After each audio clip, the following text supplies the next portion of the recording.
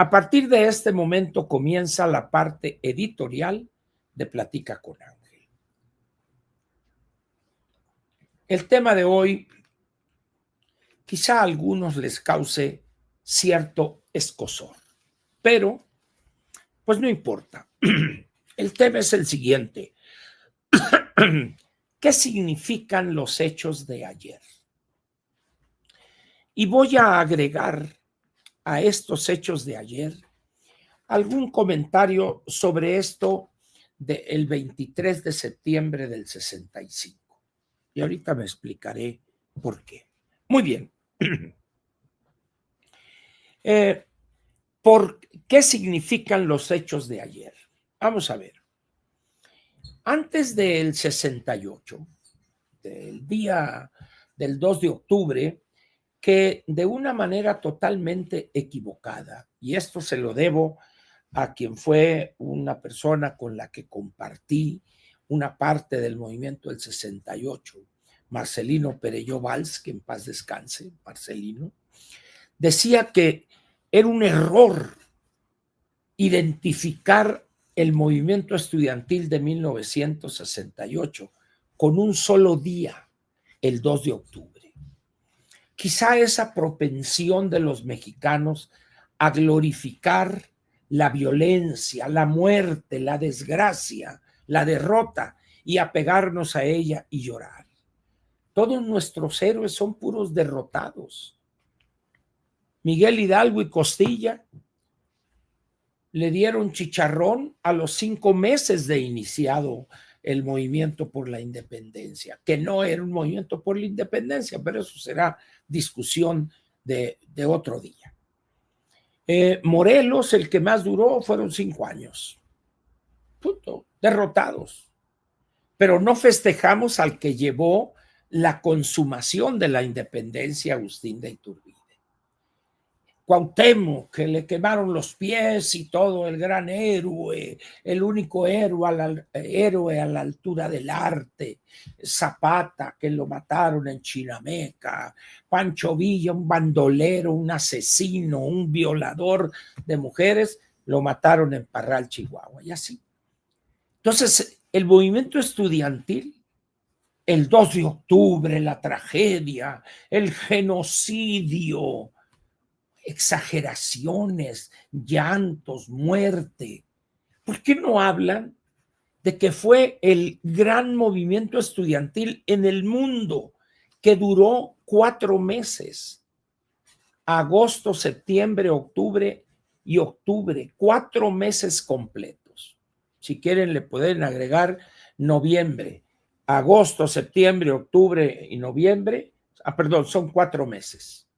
Es el movimiento estudiantil de mayor duración en el mundo. Una fiesta democrática, donde sin una estructura organizativa, esa se dio sobre la marcha.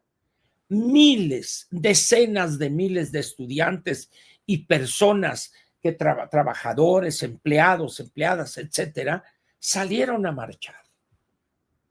Y reducen todo a un día donde era el segundo mitin que realizábamos en Tlatelolco después de que había tomado el ejército Ciudad Universitaria, que fue el 2 de octubre, que fue miércoles, octubre, septiembre, el 25, que fue miércoles también, y nos juntamos poquitos, y el 2 de octubre también poquitos.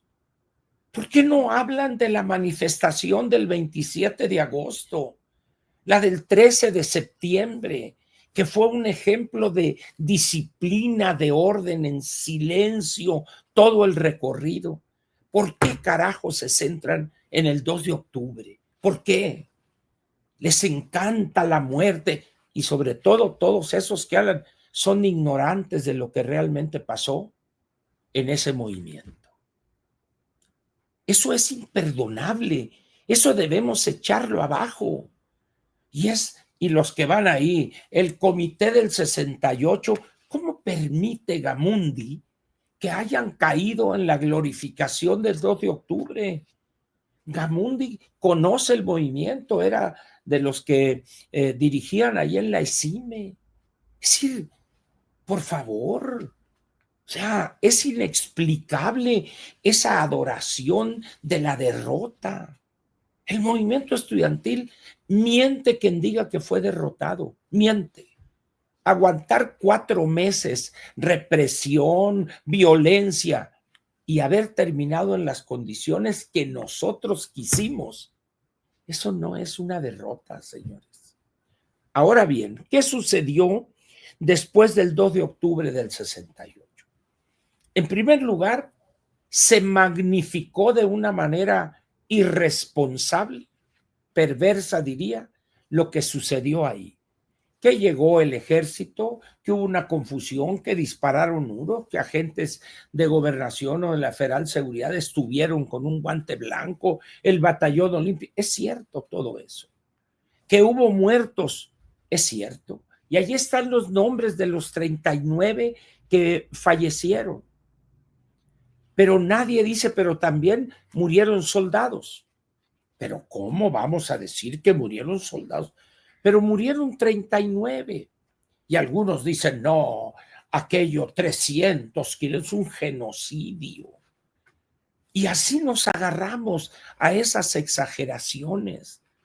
¿Y por qué se pusieron 39 nombres? Porque esos fueron los que sus familiares denunciaron y dijeron, porque cada muerto, y esto también lo dijo Díaz Ordaz, pero eso no quiere decir que esté equivocado. Hay una novia, hay hermanos, hay padres, hay amigos, hay estudiantes que fueron compañeros de clase. Fueron 39. Ahí está la estela donde están los nombres de los 39. Pero ¿qué pasó después del 2 de octubre? Y ya que regresamos a clases, yo ya andaba en otras actividades clandestinas, pero a partir de enero, mediados de enero, empieza la situación a normalizarse. Muy bien.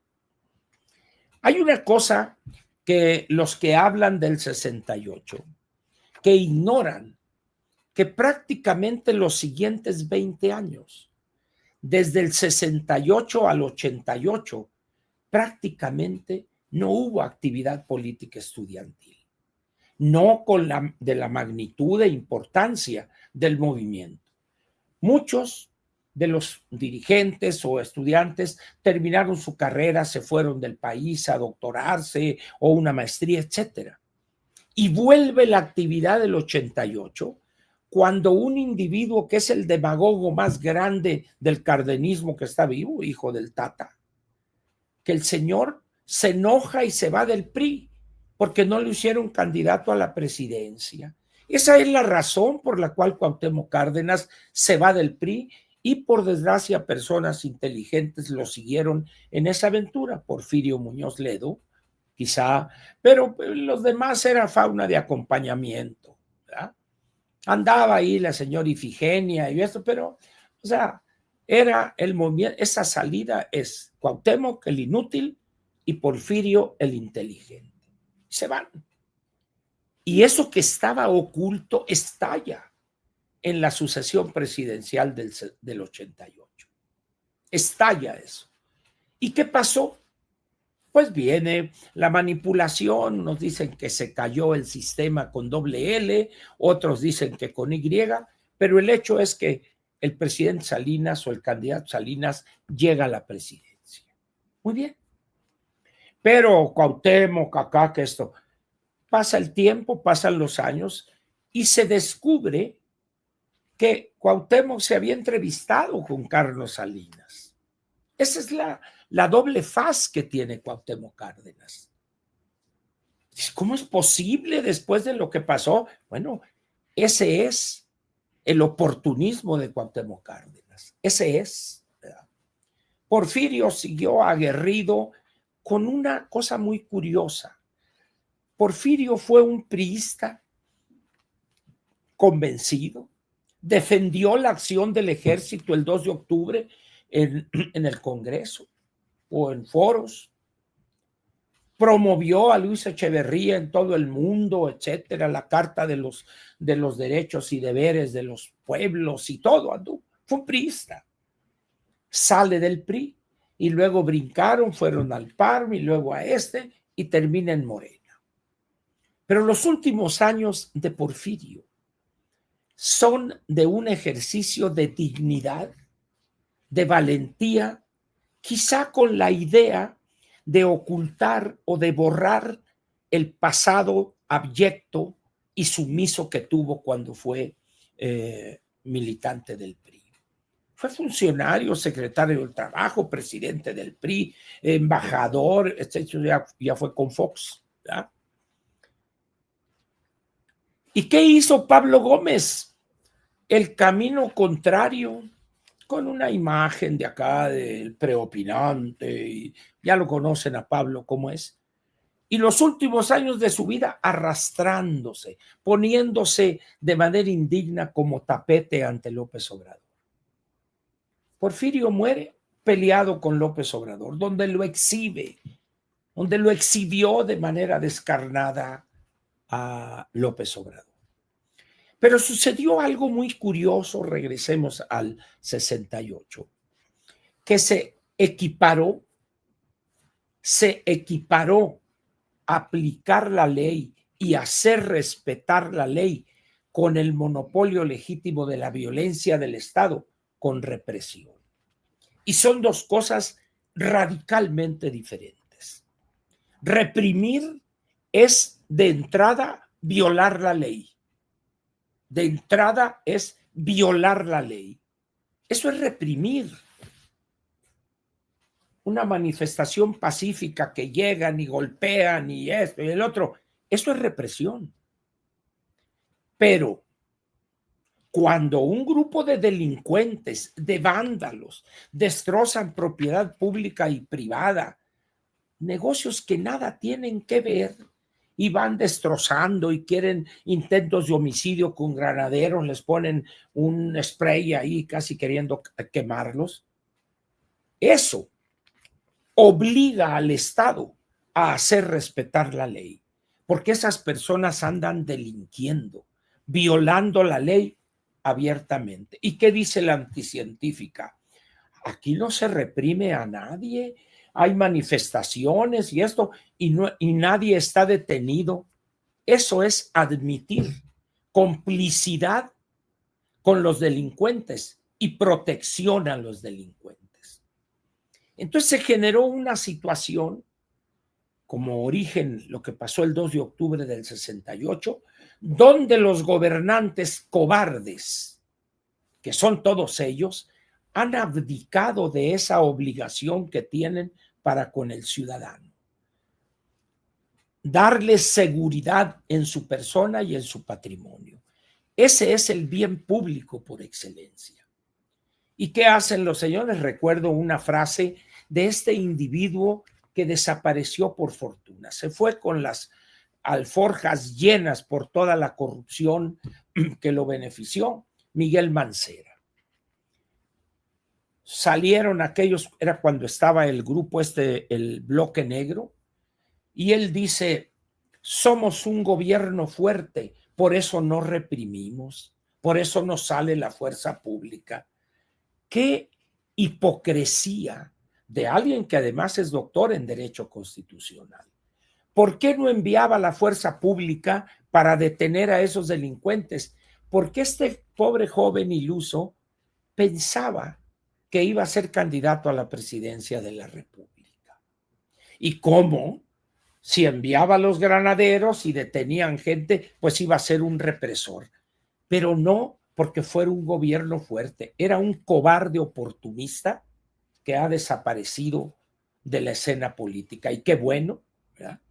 Ese era Miguel Mancera, y esa es la expresión clara de una clase política cobarde, medrosa, que medra del poder, y miedosa, que abdica. Bueno, el ejemplo de este viejo nalgas meadas de López Obrador, abrazos no balazos. Dicen, señores, ¿cómo es posible? Bueno, tenemos un conflicto con el gobierno norteamericano precisamente por esa actitud de defensa, de protección, de complicidad con los criminales. Eso no lo pueden borrar estos y decir, no, no hay represión. Señora, lo que queremos es que aplique la ley. ¿Qué espectáculo damos donde a lo largo de Reforma todas las instituciones bancarias están tapiadas? Dice uno, ¿este es el México que va a traer inversión? ¿Este es el México de la seguridad jurídica? ¿Este es el México que protege los derechos privados de propiedad de empresas y de personas? No, ese es un gobierno cómplice con los criminales, con los delincuentes. De tal manera que el nearshoring y que van a llegar esto, y luego cuando sale ahí este jefe de departamento que dice que es secretario de Hacienda, va a estar muy bien el año porque va a haber esto, y como estamos haciendo esto, vamos a bajar el déficit, pero jamás se atreve a decir una sola palabra, en el sentido de que el requisito fundamental para que México recupere la senda del crecimiento es acabar con esos grupos del crimen organizado. Y dije acabar en el sentido estricto, acabar con esos grupos. Y por eso es nuestro diferendo con los Estados Unidos. Trump acaba de decirle al Congreso, está claro, hay una orden ya en contra de los grupos terroristas en donde quiera. De tal manera que Estados Unidos está escalando la presión. ¿Por qué?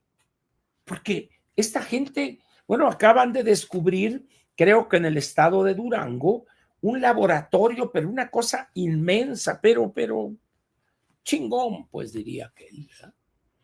Ahora, ¿se han fijado ustedes que en la Ciudad de México no hayan descubierto un solo laboratorio para producir drogas sintéticas? En Sinaloa, en Sonora, en Durango, ahora en Durango. ¿Y por qué allá? Porque esa mercancía va a Estados Unidos. Pero ¿dónde se produce la droga que se consume aquí en la Ciudad de México? Si ustedes suman lo que allá se produce, pero resulta que aquí, alrededor de la Ciudad de México, tenemos el Estado de México, ahorita les voy a decir, el Estado de México tiene como 16 millones de habitantes. La Ciudad de México, póngale 8.5, ya son casi 25.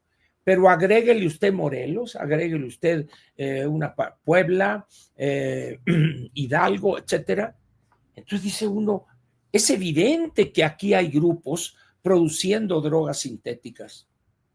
Nada. ¿Por qué? Porque hay una colusión con la delincuencia aquí. No quieren que se sepa. Pues es que no se trata de que se sepa, hombre. Las personas que van a los antros y eso, ahí les venden todo. ¿Qué va a querer mi joven? ¿Qué va a querer mi jefe? Traigo mejoralitos, traigo veganines y magnopiroles. Usted diga qué es lo que quiere. No más falta que les vendan jarabe para la tos. Sí, esa es la Ciudad de México. La mayor demanda de drogas ilícitas está aquí en esta zona. Ni un laboratorio, absolutamente nada. ¿Por qué? Por la colusión que se da entre los malos y los peores.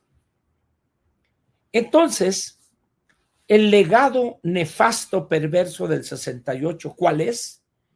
Que la autoridad, que los políticos se repliegan para que la gente, para que estos delincuentes destrocen lo que esté a su paso.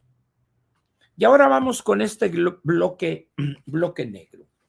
Ellos se hacen llamar anarquistas, lo que decían hace algunos años. Sin embargo, no tienen la menor idea de lo que es la filosofía anarquista. Para ellos ser anarquista es la violencia, quebrar cristales, etcétera, etcétera. Muy bien. Pero resulta que cuando llega, ¿quién fue a la jefatura de gobierno? Ahorita está la inútil esta de la Clara Brugada, antes estuvo la anticientífica, y antes de ella, a ver, ayúdenme, creo que Marcelo, no, creo que no. ¿Quién estuvo antes de la anticientífica? X, pues, quien haya sido. Pero ¿se han fijado ustedes que Pues cuando... ¿Quién? ¿Cómo se llama? ¿Mancera? Mancera. Mancera, bien. Pero Mancera, como no era del grupo de Morena, era del PRD, a echarle al bloque negro. Pero órale, ¿se acuerdan ustedes? Encapuchados, todos de negro, se subían al metro, etcétera. Y en cuanto cambia el gobierno y llega la anticientífica, de manera milagrosa desapareció el bloque negro. Ya no había vuelto a salir. Los 6 años de esta mujer no apareció el bloque negro. Y dice uno, ¿qué pasó? Bueno, pues que las personas que controlaban a ese grupo eran personas de Morena. René Bejarano, le achacan también a Martí Batres y a esa clase de bestias peludas. Muy bien. ¿Qué pasa hoy cuando aflora la pugna entre los duros de Morena y entre los sensatos, vamos a ponerlo si se puede utilizar ese adjetivo en calidad de sustantivo? Aparece el bloque negro. ¿De qué se trata aquí la aparición de este grupo? Es un mensaje a la anticientífica. Es un reto a la anticientífica. Con que quieres fregarte en Adán Augusto, con que quieres fregarte en esto y que por acá y por acá, ahí te va la probadita. Y sale el bloque negro. Le intentan preguntar a ella, no dijo una sola palabra. Una sola palabra no dijo la anticientífica en la mañanera. Ha aparecido la boca de zaguán para señalar a estos a cuantos han detenido, etcétera. Un silencio sepulcral. ¿Por qué? Porque la aparición de este grupo de delincuentes, de violadores flagrantes de la ley, es el instrumento de un grupo de Morena para mandarle un mensaje a otro grupo de Morena. De tal manera que ya saben, cada nueva manifestación ya vamos a tener lo que teníamos todavía con Miguel Mancera. Destrucción, etcétera, etcétera. Lo que ya conocen ustedes y han padecido. ¿Qué imagen va a generar en Estados Unidos en sus empresarios ahora que estamos en la víspera ya de la negociación del TEMEC? ¿Qué va a pasar? Es decir, y la señora nada dice al respecto. No hay detenidos, hay libre manifestación. Una cosa es manifestarse y otra cosa es destruir propiedad pública y privada. Son dos cosas completamente diferentes. Ahora, los granaderos tienen la orden de no moverse, aguantar vara. Bueno, órale.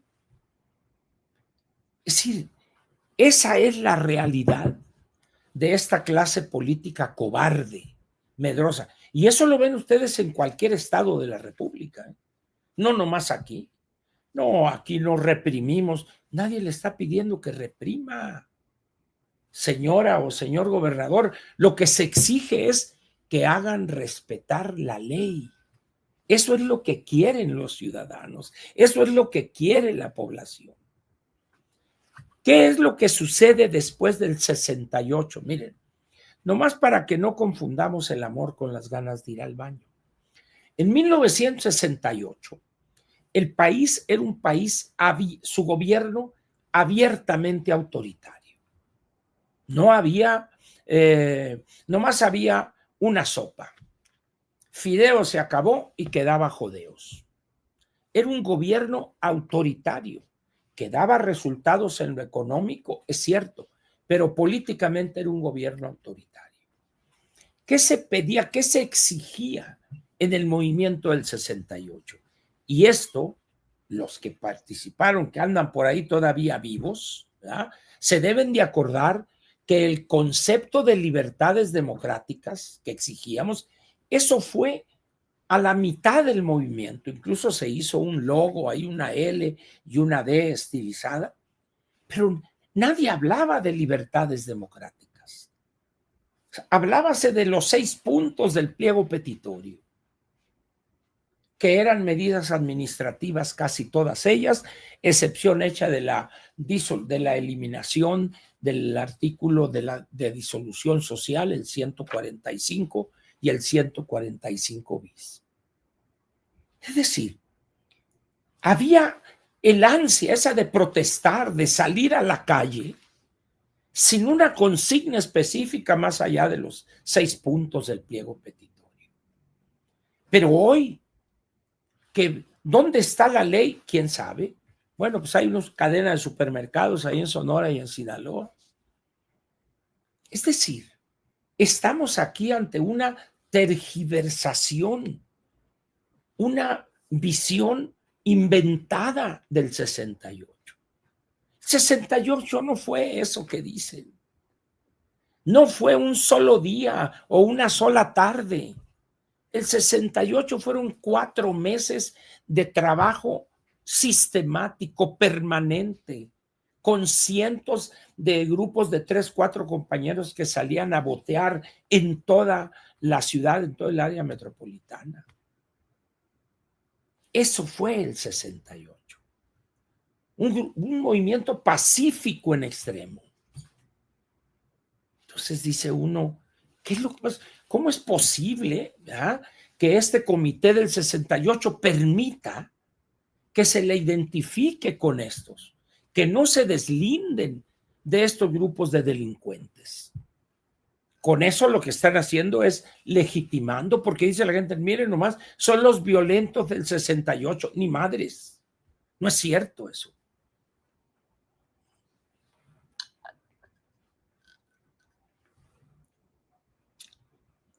Es miel de abeja melipona, no vayan a pensar que es pisto. En esas condiciones, pues, la ley en México hoy es una entelequia, es algo que no tiene sentido. Esta clase política medrosa, cobarde, se ha vuelto cómplice al no aplicar la ley. Bueno, acuérdense con el López Obrador, el bulto. Y se enorgullecen de eso. Ahora, que García Harfuch está haciendo una labor y que esto. Yo no sé si se han fijado ustedes en la nota que aparece en los medios. Se detuvo a no sé cuántos y se amolaron laboratorios. Asistieron o participaron elementos de la Marina, del Ejército y la Guardia Nacional. Pero en ninguna parte aparece elementos de la Secretaría de Seguridad Ciudadana. El señor Omar García Harfuch anda él con un grupo de sus allegados, le han negado equipo, le han negado recurso humano que lo desprecian en los que participaron y que todavía quedan ahí de la Policía Federal Preventiva. Ni siquiera esos le han querido transferir. No tiene presupuesto, ahí anda. Mucha foto, mucho tirar rostro, pero no tiene gente. El señor, ¿y por qué? Pues porque el Ejército, porque la Marina, bueno, ya vieron ustedes el desastre que hay, y la Guardia Nacional es una corrupción en carreteras jamás vista. Entonces dicen, ¿cómo le voy a dar a este hombre fuerza y todo para que me mete al bote? ¿Se acuerdan ustedes que al principio de este gobierno se habló de que iba a haber un área de inteligencia en la Secretaría de García Harfuch, donde toda la inteligencia que recabara en la Marina, la Guardia Nacional y el Ejército, ahí se iba a concentrar? ¿Y saben qué se concentra hoy? Puro ténguele. El Ejército dice, le voy a dar a este muchachito, le voy a dar lo que yo tengo como secreto, pierdo yo mi fuerza. Eso es lo que está pasando, hombre. Eso es lo que está pasando. No tiene esa secretaría un cascarón. Cuando le entregaron las instalaciones no había nada. Se llevaron computadoras, impresoras, teléfonos, todo el Ejército. ¿Por qué no dice eso la anticientífica? ¿Por qué no le dice al secretario de la Defensa, señor secretario, hágame usted el favor de regresar todo el equipo que se llevaron de esas instalaciones? Por favor, póngase de acuerdo con el licenciado García Harfuch para que se haga una entrega-recepción de todo ese equipo. Por favor, señor secretario, por favor, dele velocidad a esto para una mayor eficiencia en la lucha contra el crimen. Téngale. Esa es la realidad. Por eso les preguntaba yo, ¿han visto ustedes que cancelen o destruyan un laboratorio aquí en la Ciudad de México? Y no me digan que no hay zonas donde esconderlos. Toda la parte de Tláhuac, todo eso allá donde colinda con Morelos, es un bosque tremendo, ahí pueden fabricar lo que quieran. En esas condiciones, pues, señores, en esas condiciones, la ley es simplemente una expresión para el discurso. La ley no es cosa de utilizarla en el discurso. La ley es para hacerla respetar. Es la primera obligación que tiene el Estado, hacer que la ley sea respetada por todos sin distingo alguno.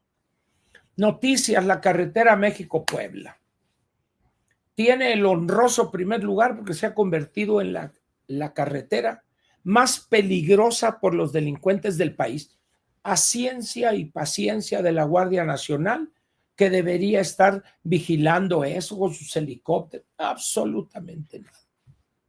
¿Por qué? Pues porque aquí está eso.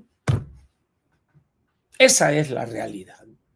Entonces viene el 2 de octubre, pues pueden el bloque negro a su antojo hacer y deshacer, como regresaron ayer.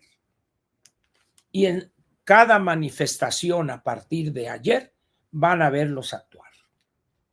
Acuérdense ustedes de mí. Ahora, ¿por qué el silencio de la anticientífica? Le preguntaron. No, ya no hablo de eso, ya se acabó y pum, vale. Pintó un venado y se fue. ¿Por qué? ¿A qué le tiene miedo? El mensaje llegó y dijo, mejor me callo.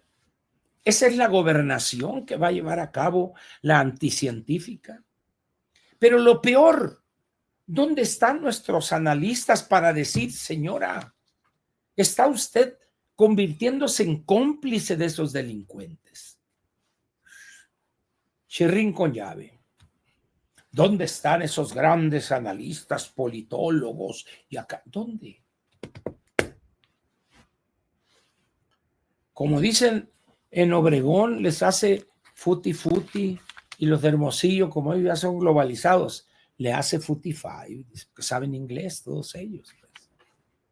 Se les frunce aquellito. Calladitos. Sí, no es posible, está a la vista de todos. Esas imágenes están circulando en el mundo. Vean ustedes cuál es la realidad en materia de seguridad para el ciudadano en su persona y en su patrimonio. No existe. Van a venir en tropel los inversionistas y el nearshoring y aquella mentira que te eché. Téngale. Ya qué bonito salió este último. Entonces, ¿quién patrocina a este grupo, el bloque negro? ¿Quién lo maneja? ¿Quiénes son los titiriteros de este grupo? Los mismos que estaban antes manejándolos, hombre, que están incrustados en el gabinete de la Claudia de la anticientífica. Ahora bien, ¿qué va a lograr esa violencia del grupo negro? Absolutamente nada. Dañar la propiedad pública y privada, se van a recuperar, pintarán fachadas, cambiarán cristales rotos, etcétera, etcétera. Porque no se trata más que de enviarle un mensaje a la anticientífica. Órale, sigue coqueteando para sacar a los nuestros, síguele y verás cómo te va a ir. ¿Dónde está la posición firme de la Boca de Zaguán? Pero con la gentrificación, se acuerda, ¿no? Y haciendo un escándalo.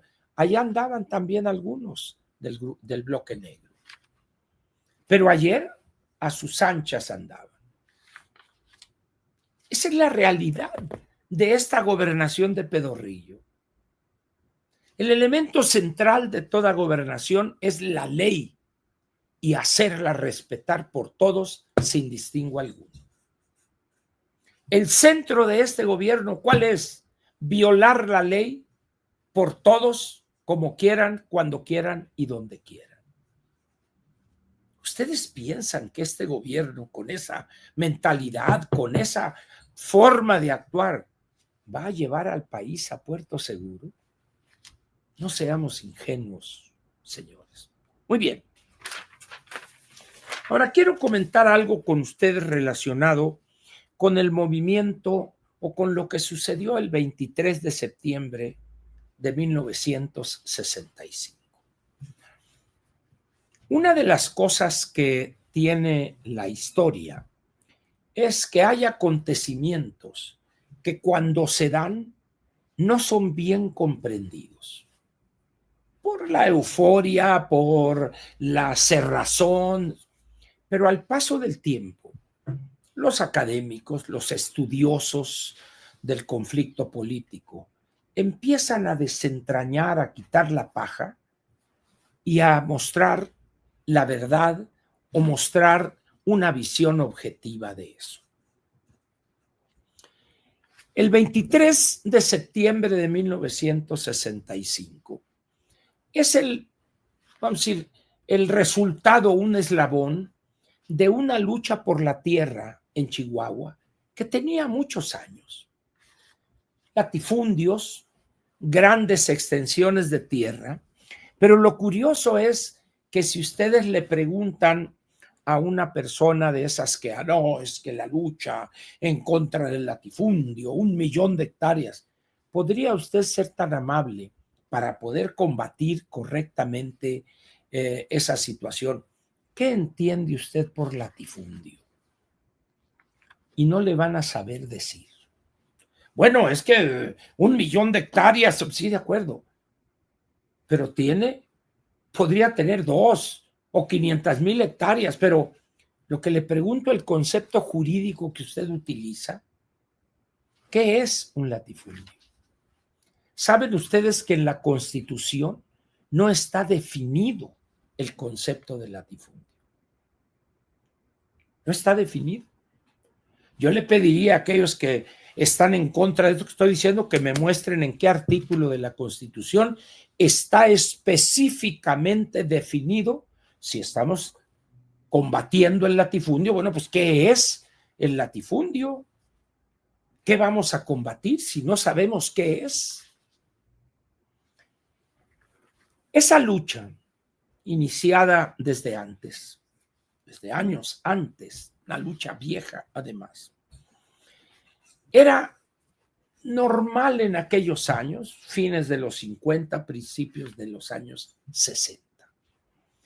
En aquellos años, la idea que existía era que al lograr una dotación de X cantidad de hectáreas, automáticamente ese grupo de beneficiados, ejidatarios fundamentalmente, iban a lograr la felicidad económica. Se iba a explotar ese bosque, esa tierra, etcétera, etcétera, e iban a vivir en la gran felicidad. Eso es mentira completamente. ¿Por qué razón?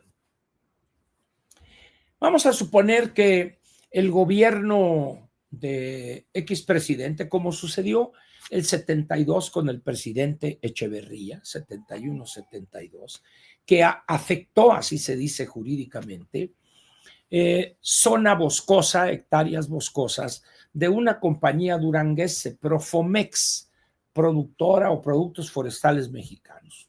Bueno, en un momento ya se afecta eso, creo que fueron como 70,000 hectáreas, y se formaron varios grupos, varios ejidos. Pero resulta que para que ustedes, 150, 200 ejidatarios en un ejido, que les dieron 20,000 hectáreas, 20,000 hectáreas. Pues si fueron 20,000 hectáreas, le toca a 100, a ver, 20,000 hectáreas son 200 ejidatarios, les tocaron a 100 hectáreas a cada uno. 100 hectáreas de bosque, con todo respeto, no sirven absolutamente para nada. Y reto a los que dicen esto, 100 hectáreas per cápita no sirven para nada. Segundo, ¿con qué recursos iban a explotar ese bosque?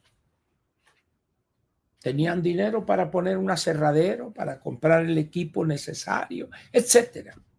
Les iban a dar la tierra, bueno, ya tienen ahí el bosque, órale, ya no me estén jodiendo, vámonos. Es decir, estábamos en aquellos años exigiendo el reparto de algo que desde el punto de vista económico financiero iba a ser un rotundo fracaso.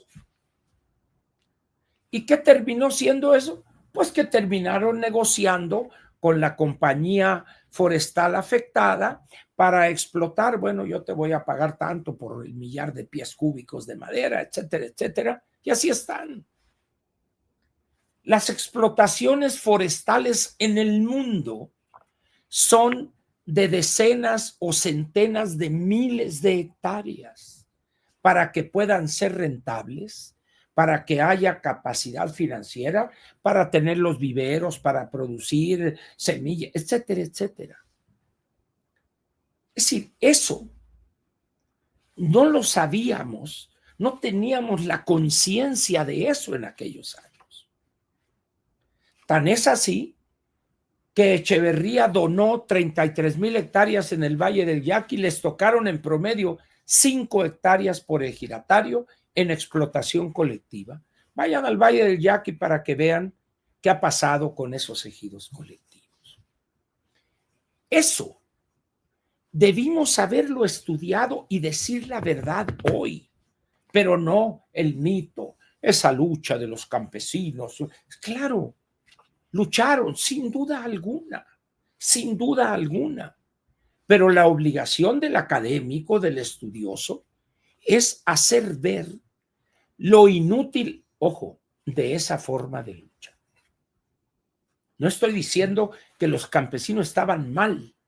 Lo que quiero decir que en general en el país había un desconocimiento de eso. Luego dicen algunos, es que lo que pasó ese 23 de septiembre fue el inicio de estos jóvenes que querían hacer la revolución socialista.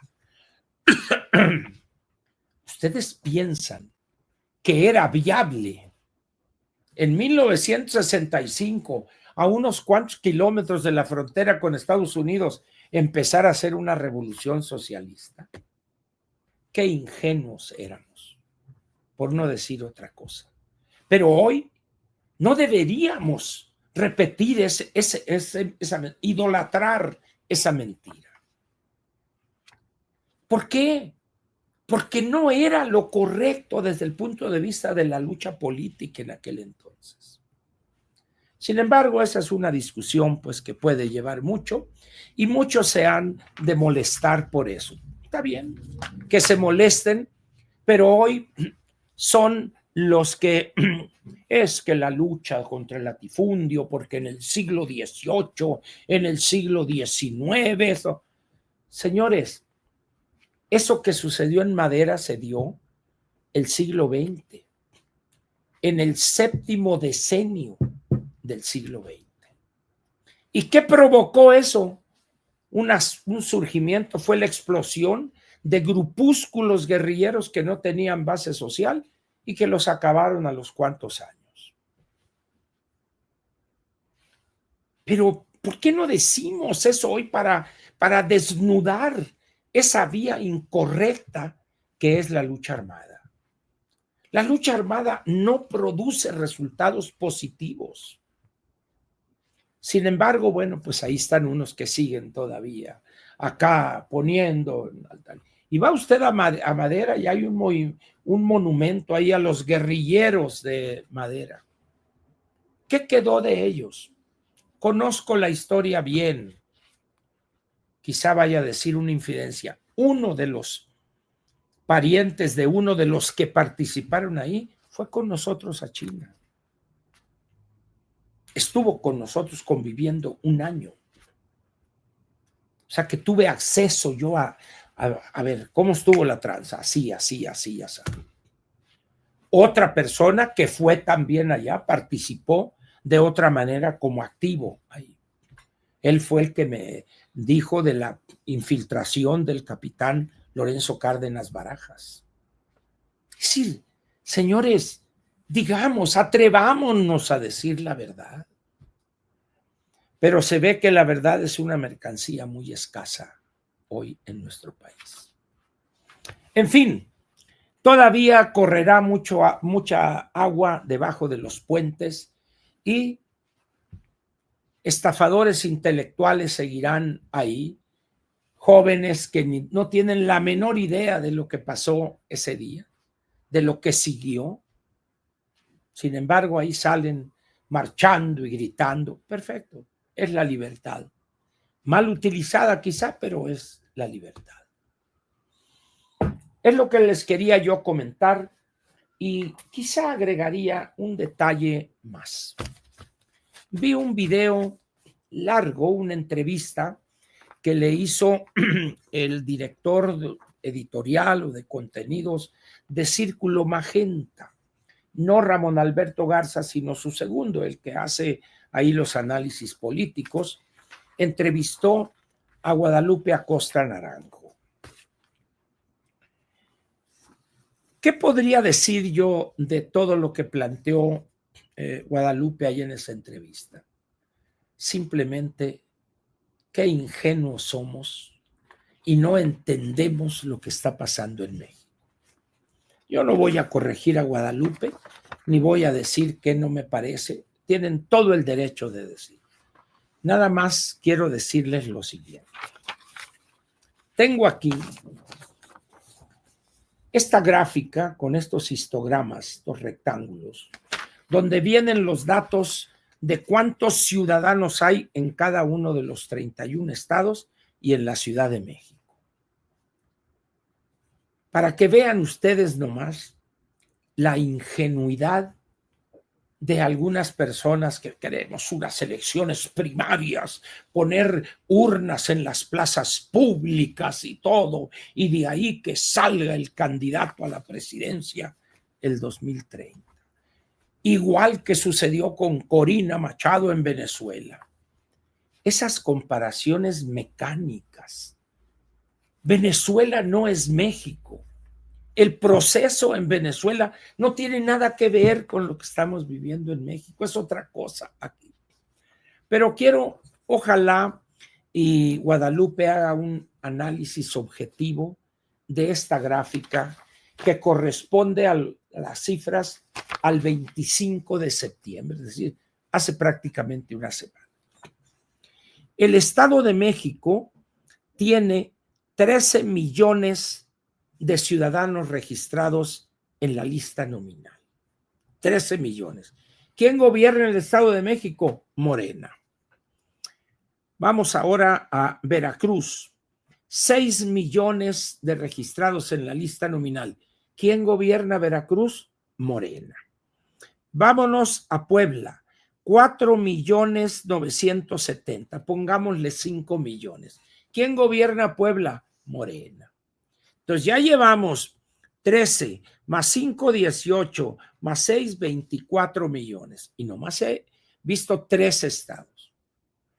Y si me voy yo a la Ciudad de México, son 7.800.000, pongámosle 8. Nos vamos a Jalisco. Jalisco tiene 4.600.000. Póngale otros 5. ¿Quién gobierna ahí? Movimiento Ciudadano. Va a perder esa fuerza Movimiento Ciudadano en aras de juntarse con la chiruza por ahí o con ciudadanos sin organización. Y así podría irme, porque Morena gobierna hoy 24 entidades, 23 estados y la Ciudad de México. Y habrá elecciones en 17. ¿Cuántas gubernaturas piensan ustedes que va a ganar Morena el 27 de esas 17? ¿Cuántas les gustan? ¿10? ¿12? ¿15? ¿8? Es decir, señores, los partidos son las instituciones pilares fundamentales en toda democracia. Y si este movimiento está buscando ser partido, apenas Somos México, creo que se llama, ¿verdad? Apenas está buscando ser partido el 27. Y ya está pensando en el 30, las primarias nacionales y todo. Vayan paso por paso, señores. No quemen etapas. No se salten etapas. No hay 30 si no hay 27. Pero en fin, ellos sabrán, espero, lo que hacen. Muchísimas gracias. Aquí termina. Híjole, qué bárbaro. No tengo pena, efectivamente. Producción me reclama. Véngase, mijo John. Véngase. Véngase. Vente. No quieres salir en la tele. Vente. No seas flojo, ándale. Vente. Hace mucho que no sales aquí. Eres la estrella aquí.